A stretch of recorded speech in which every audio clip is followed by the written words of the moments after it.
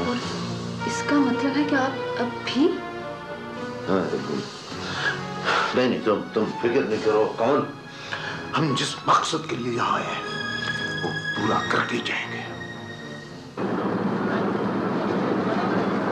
वो कहाँ गायब हो गया है? वो ऐसी हरकतें ना जाने कब से कर रहा है। सर वो यकीनन दुबई में होगा। अपनी रकम छोड़कर वो वापस नहीं जा सकता। उसका इस तरह गायब होना इस बात की अलामत है कि वो रकम लेने के लिए किसी दूसरे चैनल से आएगा। दूसरा चैनल सर हम्माद बिन सोले हो सकता है। नहीं नहीं, वो उसके सामने नहीं खुल सकता। वो उसी का तो मुजरिम है। सर मेरा ख्याल है उसके बेटे अली को आप एक मर्तबा फिर इस्तेमाल कर सकते हैं। ये जान लेने के बाद कि जमशेद जिंदा है, हमाद का रद्द अमल मेरी तवक्को के खिलाफ है। वो सब कुछ नहीं हो रहा जो मैं चाहता हूं। बाजी रुख बदल रही है। जमशेद कहां है ये मालूम करना बहुत जरूरी है, बहुत जरूरी है।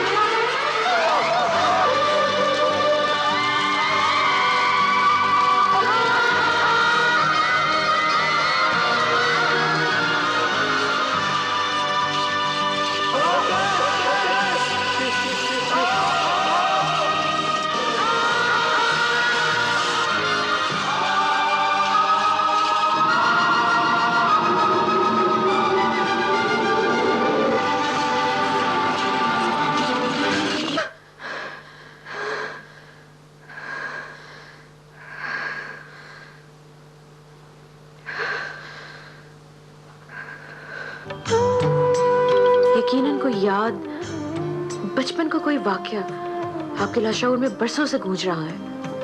आपको साइकाइट्रिस्ट के पास जाना चाहिए।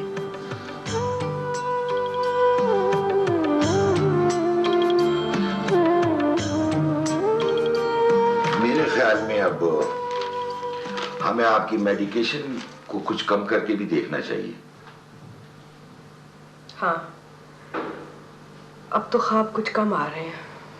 अगर वो एक लम्हा जो आपके लाशऊर में ठहर गया था, अब रफ्ता रफ्ता आपकी शऊर में जगह बना रहा है, और वो आपकी याद में भी बहुत जल्द वाज़ेह हो जाएगा। दरअसल साइकेट्री में अब ऐसे तरीके ईजाद हो चुके हैं कि किसी की भी ख्वाब की तह तक पहुंचना कोई मुश्किल काम नहीं रहा।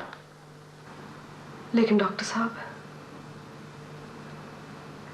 आजकल लगता है कि बहुत डिप्रेशन हो चुकी है मुझे। जी हाँ, ऐसा ही होगा। आप वाकई डिप्रेशन में हैं।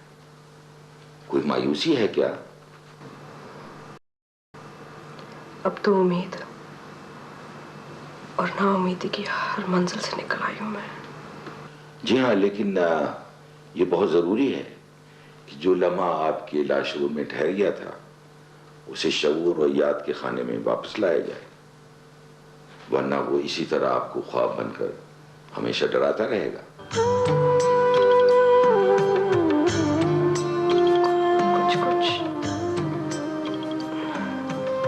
कुछ याद आता है ख्वाब। कुछ कुछ? हाँ, कुछ ये तो फिर बहुत अच्छी बात है।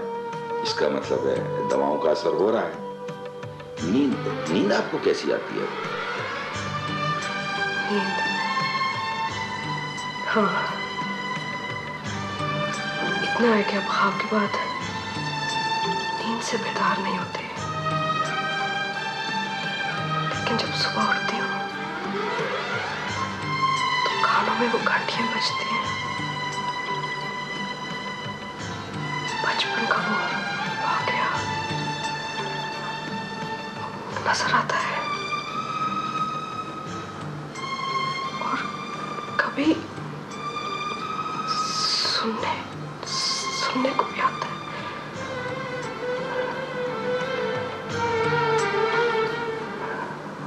सर, नायला ने बताया था मुझे। उसको कैसे मालूम? सर, नायला फराज के बारे में बहुत क्यूरियस थी और एक्सीडेंट से पहले सर फराज एक फोन कॉल अटेंड करने के बाद पुरस्कार अंदाज में भागा था और वो कॉल नायला ने रिसीव किया था। और सर, नायला बता रही थी कि नवीद, मेरी तो कुछ समझ में नहीं आ रहा कि क्या हो रहा है। ये फराज को फोन आया किसका था? फराज ने ऐसा कभी भी नहीं किया था। बट यू नो, मैंने भी बहुत चालाकी की। मैंने फ़ोन पर CLI से वो नंबर ट्रेस कर लिया और फिर मैंने खुद से इन्वेस्टिगेशन की। अच्छा, तुम्हें ये कैसे पता चला कि वो मिस्टर बदरुद्दीन थे? ना पता कौन थे?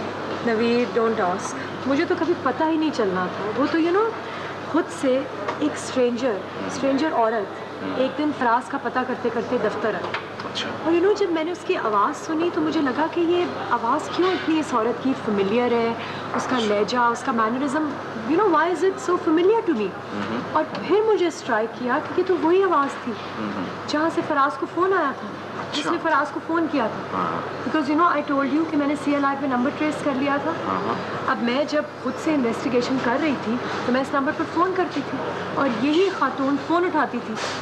और जब भी मैं फ़ोन करती थी मैं पूछती थी, जी आप कौन बोल रही हैं? तो वो कभी अपनी आइडेंटिटी को डिक्लेयर ही नहीं करती थी हमेशा। लेकिन हमेशा you know, she was like very persistent to find out about Faraz. उसके बारे में इंफॉर्मेशन कलेक्ट करती रहती थी। अब तुम्हें पता है कि मुझे तो इंक्वायरी करनी थी इस पूरे एक्सीडेंट के बारे में। मैंने इस औरत को फॉलो किया और इस औरत को फॉलो करते करते मैंने देखा कि ये अस्पताल गई है, अस्पताल में फराज के कमरे तक गई है। अच्छा। फिर इसने फूलों के बारे में पता किया कि ये फूल आए कहाँ से, और फिर ये औरत होटल गई। अच्छा। और जब मैं होटल इसके पीछे गई तो मुझे पता चला कि ये तो वो होटल है जहाँ बदरुद्दीन रहता है। इसका मतलब जमशेद पेंट हाउस जरूर जाएगा, आज को बताएगा कि वो जिंदा है।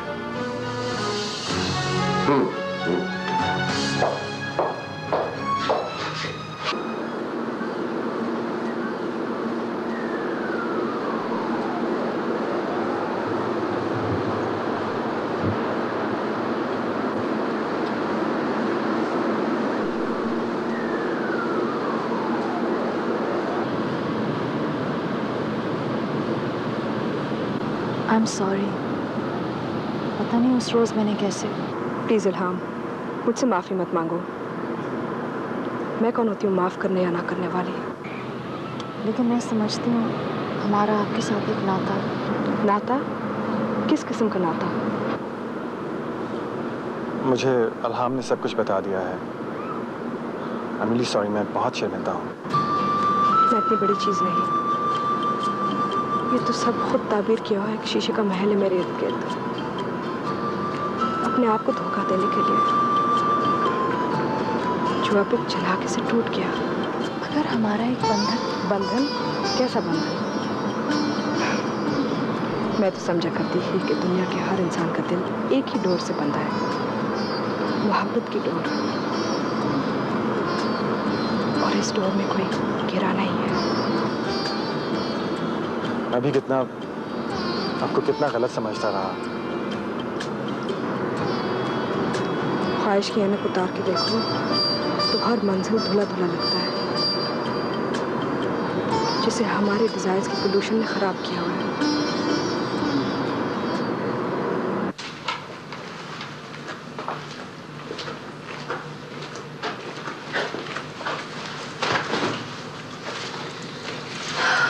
तो क्या सोचा आपने? अब लाइन ऑफ एक्शन क्या होगी? मुझे उससे माफी मांगना होगी। साथ रहने के लिए?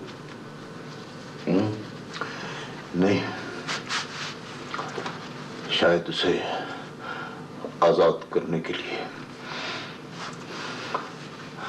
कल मैंने उसे दिया ही क्या है, और आइंदा भी क्या दे सकूंगा उसे। लाइन ऑफ एक्शन क्या होगी? मुझे उससे माफी मांगना होगी। साथ रहने के लिए? नहीं,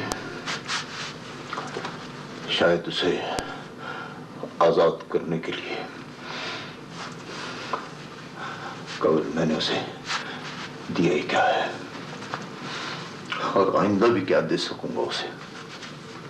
ये पछतावा है या अफसोस? दोनों दोनों। लेकिन असल मसला तो कमल तुम जानती हो क्या है मेरा, वही होगा। Anyway, don't you worry, just relax, things will be okay, right?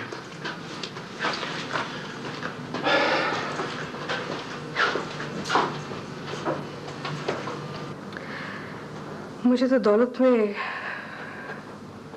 कभी दिलचस्पी नहीं रही। मैं तो सिर्फ हमाद के नुकसान की तलाफी करना चाहती थी, इसलिए सारा चैलेंज एक्सेप्ट किया। चैलेंज? तुम्हारे बाबा ने हमाद को बहुत बड़ी ठेस पहुंचाई। हमाद उन पे अंधा एतमाद किया करते थे, ब्लाइंड ट्रस्ट, कंप्लीट। लेकिन तुम्हारे बाबा ने मिलियंस ऑफ डॉलर्स का फ्रॉड करके कंपनी को बर्बाद कर दिया। आखिरकार हमाद को पता चल गया कि सब बर्बादी की वजह तुम्हारे बाबा थे।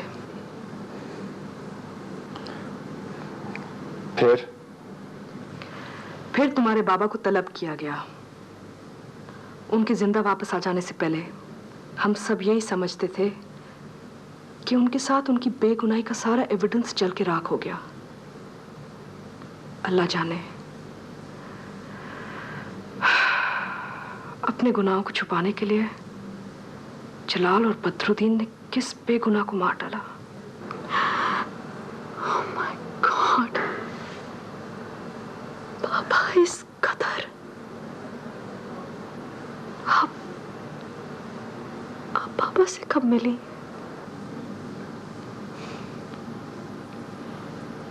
ये 4 दोस्त थे,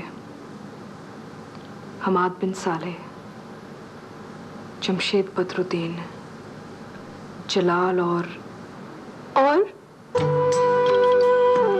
था कोई। दोस्तियां रिश्तों में बदलने लगी।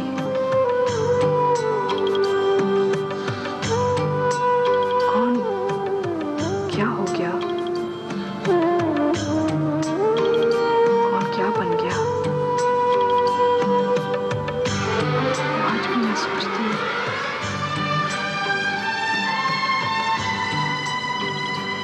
मैं क्या थी, मैं कौन थी, मैं क्या हूँ?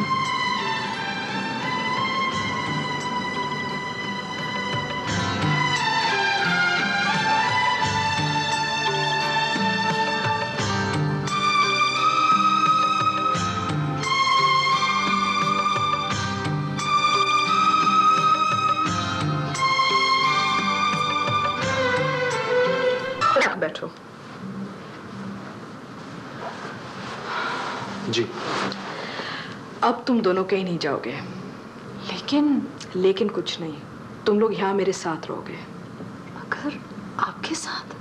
देखो, मैं तुम दोनों को यहाँ पे सिर्फ इसलिए नहीं रख रही कि तुम जमशेद की औलाद हो। लेकिन आज हम आपके साथ किस हवाले से रह सकते हैं? हवाला? क्या मेरा, तुम्हारा और इल्हाम का अपना कोई हवाला नहीं बनता? मेरे लिए तो मोहब्बत का हवाला ही काफी है, किसी तीसरे इंसान की जरूरत नहीं। अब हम एक साथ दोस्त बन के रहेंगे, क्यों इल्हाम? किसी रिश्ते की बुनियाद दोस्ती से बढ़ के और क्या हो सकती है? लेकिन आज अब मैं खुद से कुछ करना चाहता हूँ, कुछ ऐसा जिसमें मैं किसी पर इन्हिसार ना कर सकूं। तुम्हें पूरी आजादी होगी अली कि तुम अपनी मेहनत और टैलेंट से अपना रास्ता बनाओ। मैं तुम्हारी पूरी मदद करूंगी। मैंने पहले ही बहुत वक्त, बहुत पैसा ज़ाया कर लिया है। मैं अपने ओन पर इंडिपेंडेंटली कुछ करके दिखाना चाहता हूँ। मेरा शौक, मेरी हिम्मत ही मेरी रहनुमाई है। मैं तुम्हारे जज्बे की कदर करती हूँ।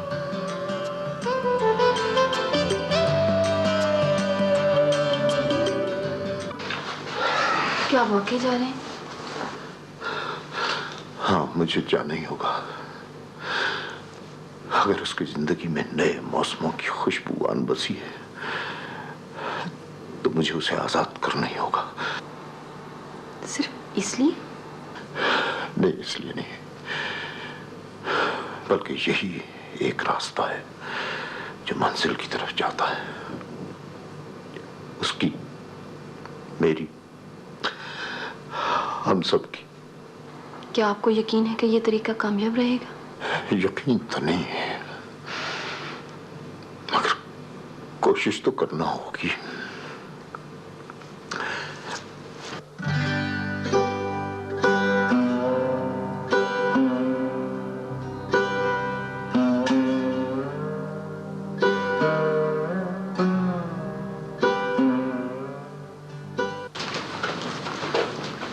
मेरी माने तो अभी मत जाएं आज की तरफ आप। अभी वक्त नहीं है वहां जाने का। अभी तो वक्त है। अगर ये वक्त तवील न किया तो वक्त हाथ से निकल जाएगा। इस बार भी मैं अगर नाकाम हुआ तो बहुत बुरा होगा हम सबके लिए। ठीक है, जो बेहतर समझे वो करें, लेकिन इतना सोच लें कि आखिरी चांस है हमारा। जाएं। I know.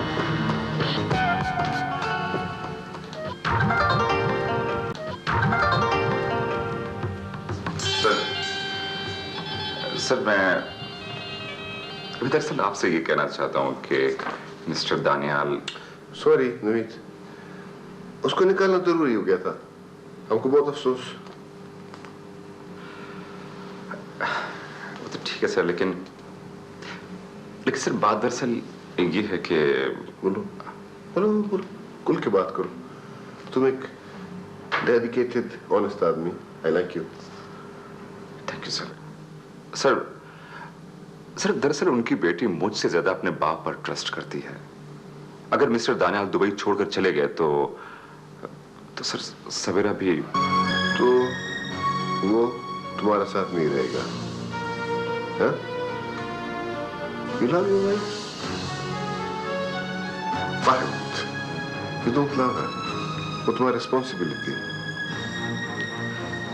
लेकिन सर वो मेरे घर में मेरी वजह से नहीं बल्कि अपने बाप की वजह से बसी हुई है। चोर उसके दादी को, वो उसके साथ नहीं रहेगा तो तुम्हारा बीवी अच्छा इंसान बनेगा। सर बहुत देर हो चुकी है सर। वो दोनों बाप बेटी जिंदगी के जिन बेसिम्त रास्तों पर चल पड़े हैं सर, अब उनको वापस लाना बहुत मुश्किल काम है सर। उनके लिए बेहतर ये है कि जिंदगी के मुख्तलिफ मोड़ पर अगर वो एक दूसरे से मिलें भी तो उनके लिए बहुत है। तुम उसका सिफारिश करता है? सर आज ग्रुप ऑफ कंपनी में आज जो मेरी जॉब है वो दरअसल उनका मुझ पर एहसान है। और ये सर ये मेरा मर्तबा नहीं, लेकिन डेडिकेटेड ऑनेस्ट अच्छा वर्कर का बहुत मर्तबा, बहुत मकाम है। तुम उनका एहसान बराबर करना चाहते हो? अच्छा मैं उनकी तरफ से आपसे माफी मांगना चाहता हूँ सर।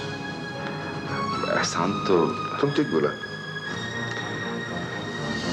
एहसान का बड़ा बोझ होता है। जब मोहब्बत को एहसान समझो तो ठीक, तुम ठीक बोला, अच्छा बात किया। I like it. Good. Thank you sir, thank you very much.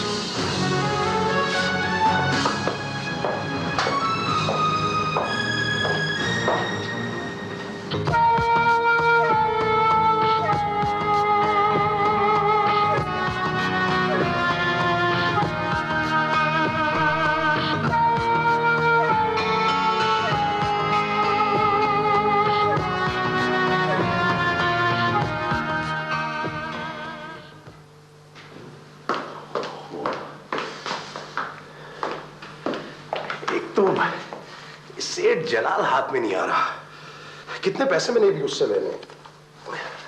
बस डैडी, आदमी पे जब मुसीबत पड़ती है ना तो उस पे खुलता है कि उसका अपना कौन है।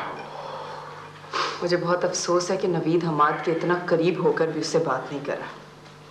उसे चाहिए कि उससे बात करे कि आपको एक मौका और दे दें। वैसे भी I'm just fed up। मैं इस सारे सेटअप से निकल जाना चाहती हूँ। ओहो, तुम कब किस सेटअप से नहीं निकल जाना चाहती? किस सेटअप में तुम एडजस्ट कर पाई हो? बचपन से लेके अब तक मैं तुम्हारे स्कूल, यूनिवर्सिटियां सब कुछ बदलता रहा हूं। अब मैं और तुम्हारे लिए क्या बदलूं? ये बदल दो डैडी, वो बदल दो। जी मुसीबत है। तुम कर दिया जी। सर आप कहीं जा रहे हैं?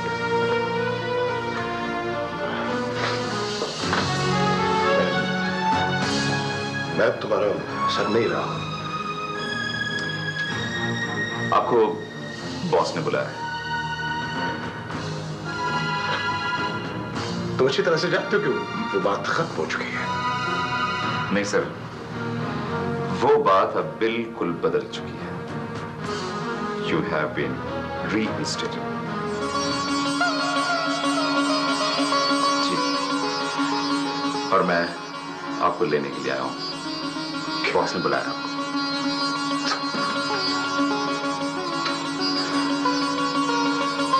क्या कह रहे हो तुम? मैं ठीक है।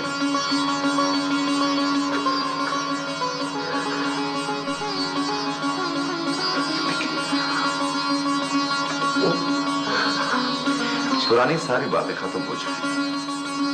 आप चले मेरे साथ प्लीज।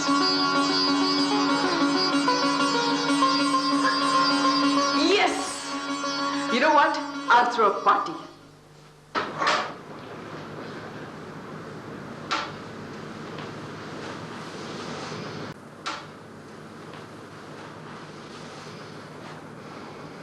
आओ बदरुद्दीन।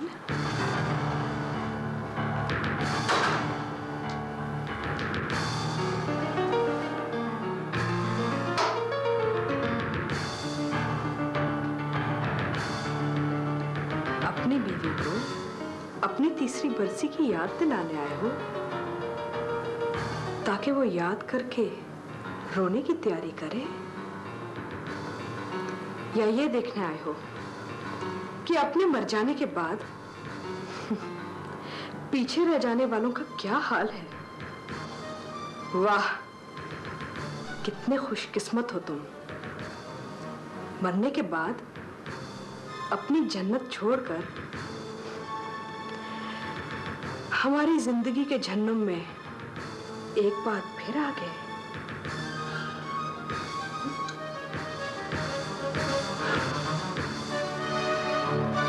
तुम्हें हकीकत का इल्म नहीं है।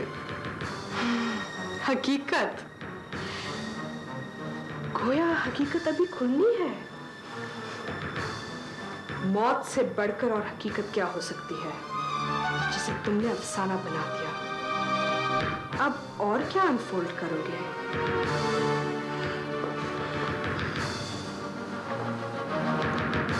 मेरी बात सुनो अर्जुमन।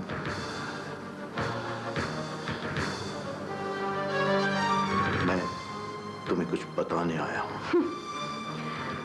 अब और क्या रह गया कहने को? यही कहोगे ना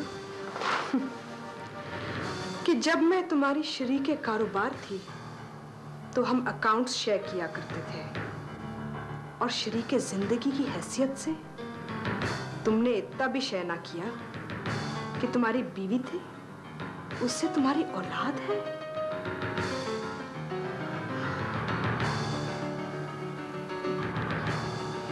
बताना चाहता था मैं, मगर हिम्मत नहीं थी।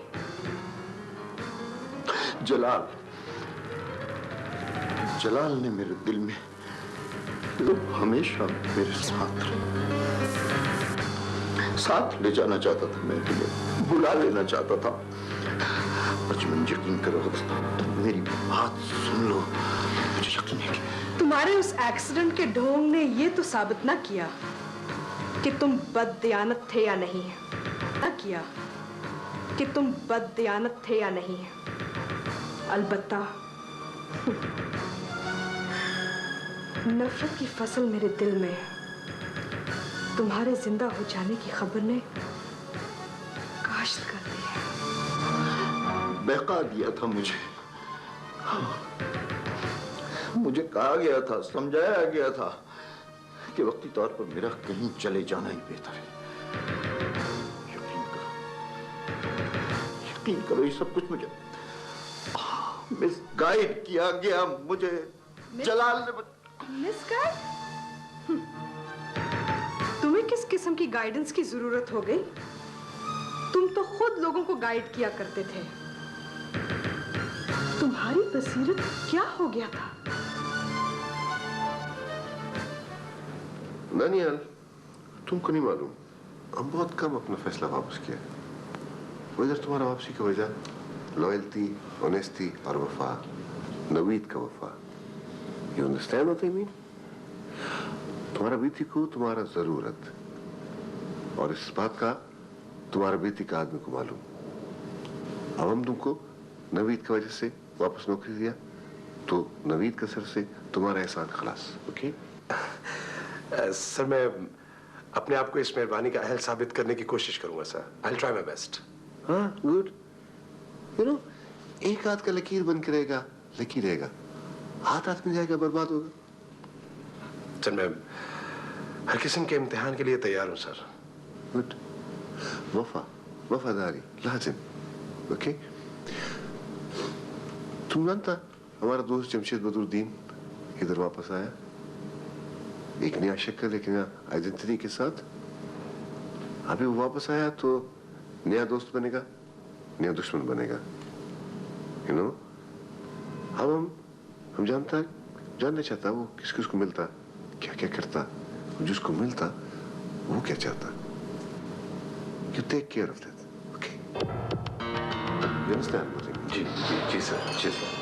गुड।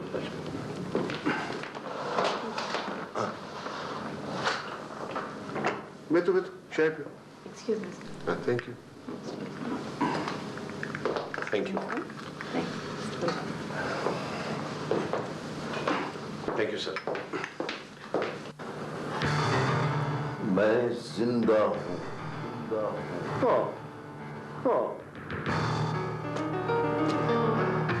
मैं वाकई जिंदा हूँ।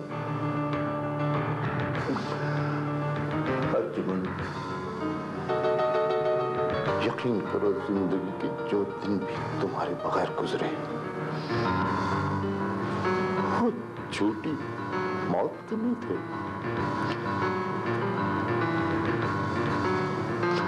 झूठी जिंदगी के थे। और तुमने वापस आके मुझसे राब्ता भी नहीं किया। अब क्या लेने आए हो?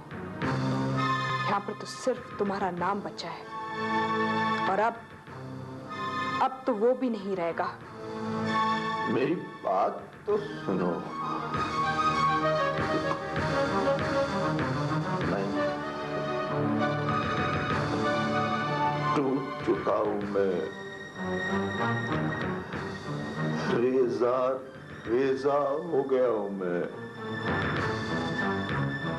मेरे सुन लेने से तुम्हारे रेजे सिमट नहीं सकते जमशेद बदरुद्दीन।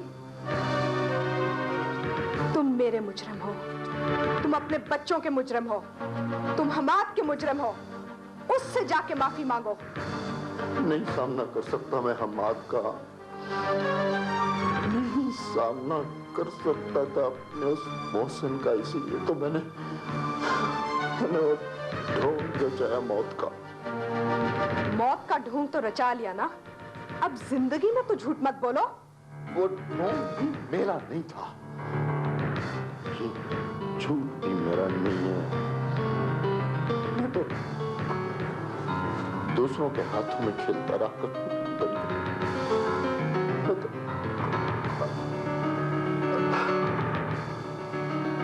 काश मैं वाकई मर गया होता। मर क्यों नहीं गया?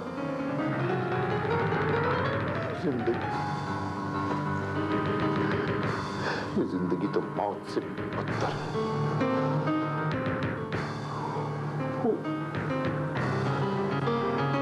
वो सब सच क्यों नहीं था? क्यों नहीं था? क्यों है ये सच?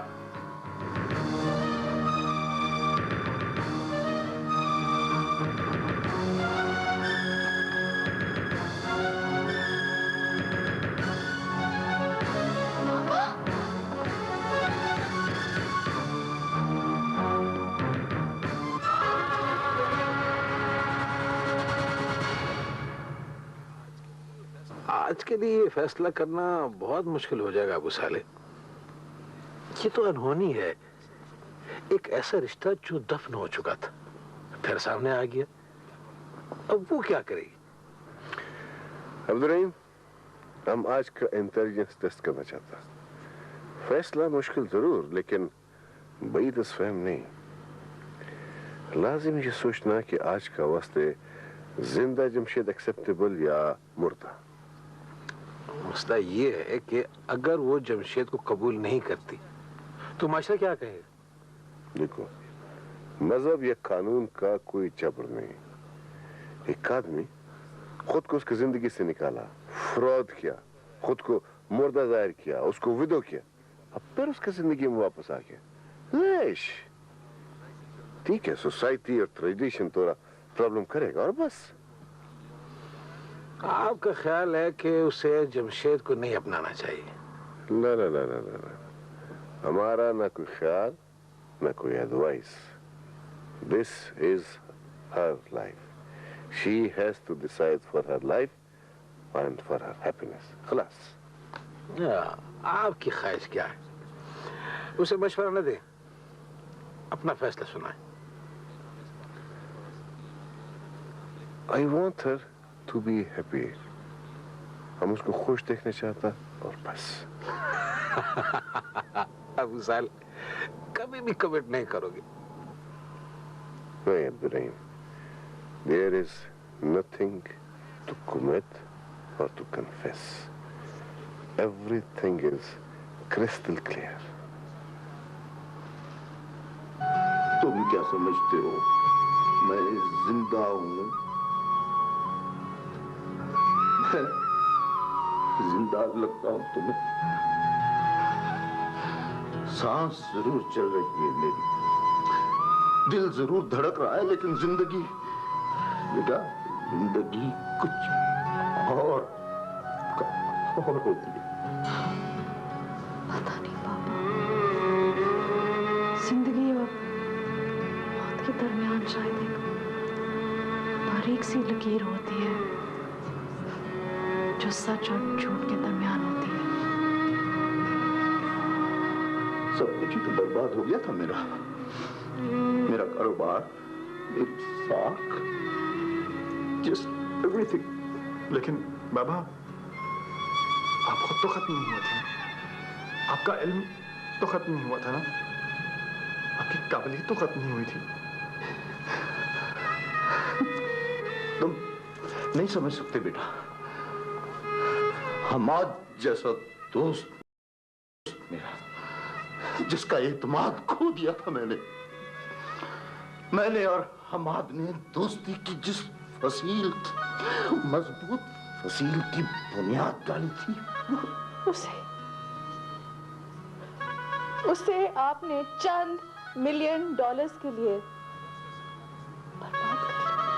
उसी के मलबे में तो दब कर रह गया हूं मैं, और अब उसी से निकलना चाहता हूं बेटा, उसी से। और उसके लिए मुझे एक माफी दरकार है, तुम्हारी माँ की माफी। माँ? हमारी माँ कौन है बाबा? वो जिसने हमको जन्म दिया, या वो औरत जिसे आपने अपना नाम दिया और अब तो वो बेनाम है? और एक तीसरी औरत के बारे में तो तुम जानती ही नहीं इल्हाम, जो इनकी जिंदगी में कुछ ही अरसे के लिए आई और इनसे सब कुछ लेकर चली गई। इनके पास दुबई आने के अलावा और कोई रास्ता ही ना रहा। तीसरी औरत? वो तीसरी औरत कौन थी बाबा? नेशनैलिटी हासिल करने के लिए और बिजनेस एस्टैब्लिश करने के लिए इन्होंने उससे शादी की थी। वो बिजनेस जिसके लिए सरमाया हमाद की कंपनी को बर्बाद करके ये वहां पर ट्रांसफर करते रहे। बुला लेना तो मैंने तुम्हें वहां, तुम सबको बुला लेना तो मैं तो, मगर वहां वो औरत सब कुछ बर्बाद कर दिया उसने मेरा, सब कुछ।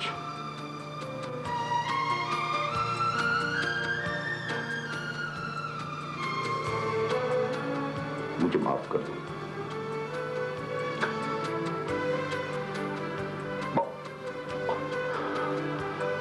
माफ कर दो मुझे, माफ कर दो मुझे, माफ कर दो कि मैं अपने आप को माफ कर सकूं। इसीलिए तो चलकर तुम लोगों की अदालत में आया हूं।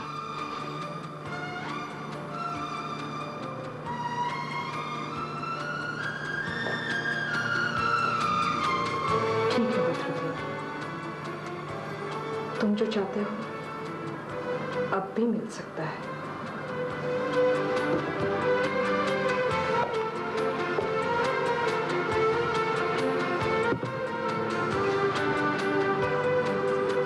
मगर इस बार मुझे भी एक चीज चाहिए। तुम तो कारोबार की लेन देन को खूब समझते हो। आज मुझसे एक सौदा करो।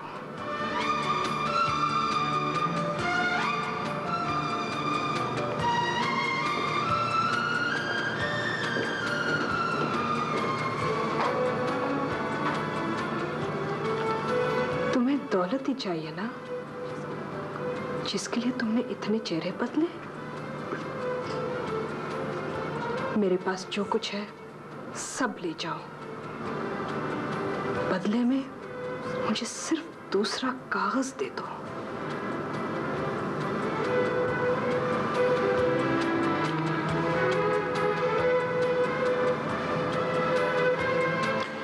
दूसरा कागज? हाँ, पहला कागज तो वो था ना जिससे ये रिश्ता बना। ऐसा रिश्ता जो कागज ही बन के रह गया। मुझे दूसरा कागज चाहिए तुमसे छुटकारा पाने के लिए, ताकि मैं जिंदा रह सकूं।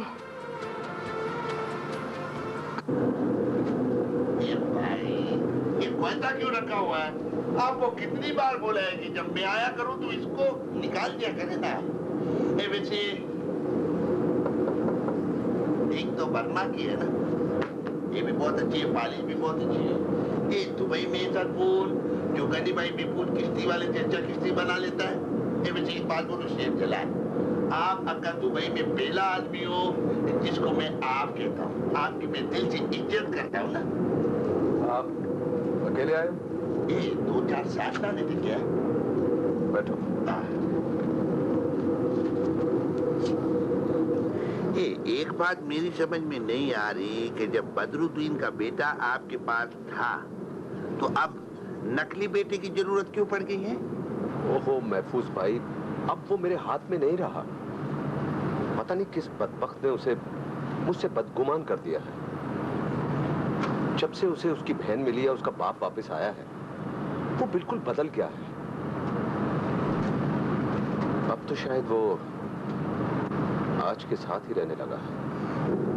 ये अब आप क्या चाहते हैं?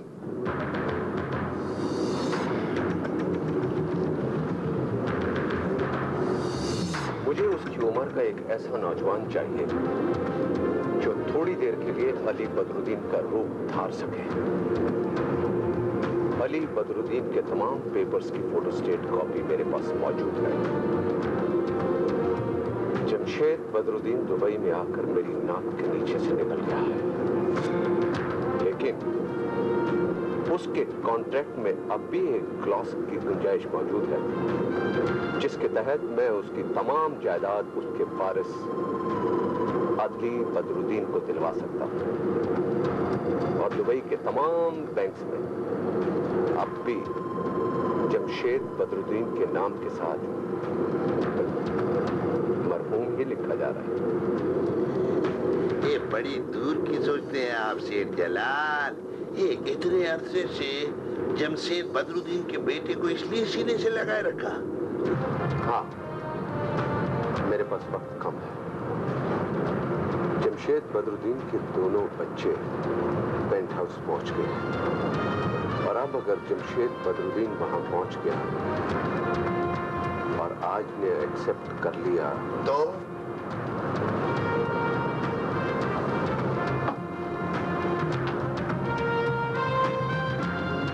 महफूज भाई, हमाद उस घर को कभी उजड़ने और बिखरने नहीं देगा। ये आप कैसे कह सकते हैं? इसलिए कि मैं हमाद को जानता हूं और ये भी जानता हूं कि हमाद के अंदर माफी का कितना बड़ा और गहरा समंदर है। और वैसे भी बदरुद्दीन उसका चहीता है, वो ये नाते कभी टूटने नहीं देगा। हमाद हमेशा माफी का दरवाजा खुला रखता है। वैसे भी आपके लिए क्या खतरा हो सकता है कि बदरुद्दीन अपनी बीवी बच्चों के साथ उस हाउस में बाहिफाजत मौजूद हो तो? नहीं समझोगे।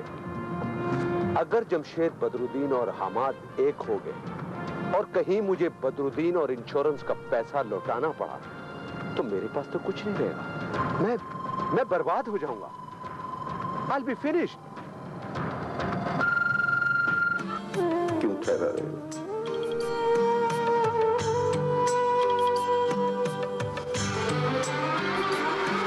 मैंने तुम्हारी ये मुश्किल भी आसान कर दी। रिश्ते कलम की जुम्बश से न तो कुछ ले जा सकते हैं न पनपते हैं। तुम्हें कागज चाहिए ना? कागज तो बेमानी बेवजन होते हैं। मोहब्बत कागज पर दर्ज एफिडेविट नहीं होती। नफरत भी तो किसी कॉन्ट्रैक्ट का क्लोज नहीं होता। किसी भी लम्हे, किसी भी वक्त हो सकती है।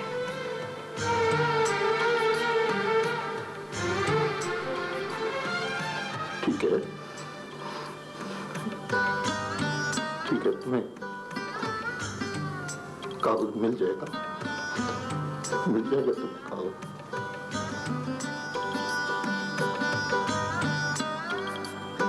मेरे लिए वो लम्हा कितना अजनबी होगा जब जिंदगी में पहली बार मैं तुमसे कुछ पा रही हूँ।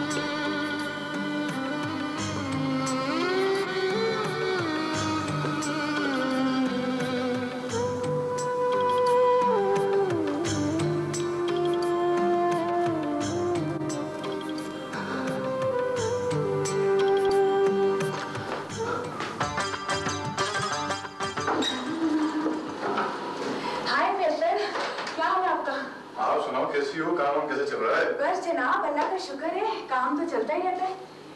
ये आज कोई नजर नहीं आ रहा ऑफिस में, क्या बात है?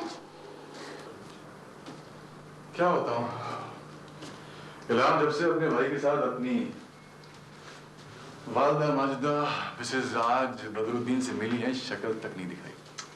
हालांकि मुझे इतनी शदीद जरूरत है उसकी, एक प्रोजेक्ट की फाइल आन पड़ी है। आई रियली नीड हर। भाई फैसल, उन दोनों भाई बहनों की जो अपनी माँ के साथ गलत फहमियां थी, वो तो अब माशाल्लाह दूर हो चुकी हैं। हाँ, उन दोनों के विला लौट जाने से तो यही बात साबित होती है। मैं तो इस बात का क्रेडिट महफूज भाई को देती हूँ। कौन महफूज भाई? मैंने जिक्र तो किया था आपसे, जिनका मैंने इंटरव्यू लिया था। अच्छा, वो फनी से? एब्सोल्युटली, कमाल के शख्स। Really? तो देखो, जैसे अली के दिल में कितनी बदगुमानियां थी अपनी माँ के बारे में, मादाम आज के बारे में, और वो तो अब आहिस्ता आहिस्ता खत्म हो गई हैं।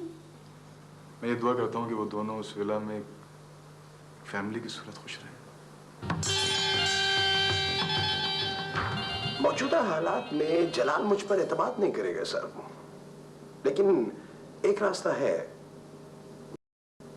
बात करो। महफूज, गनी भाई महफूज कश्ती वाला। महफूज, हाँ, वो भी हमारा आंख, मगर उसका आंख में फलूस ज्यादा नजर आता है, क्रमसी।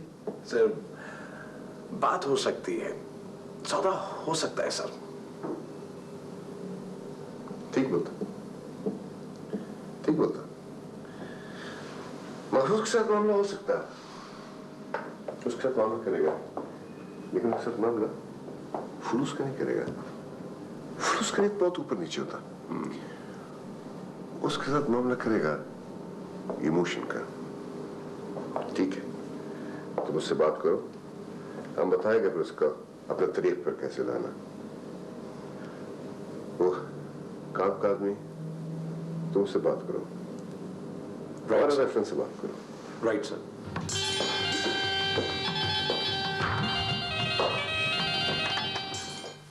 ओके, मैं हूँ आपकी।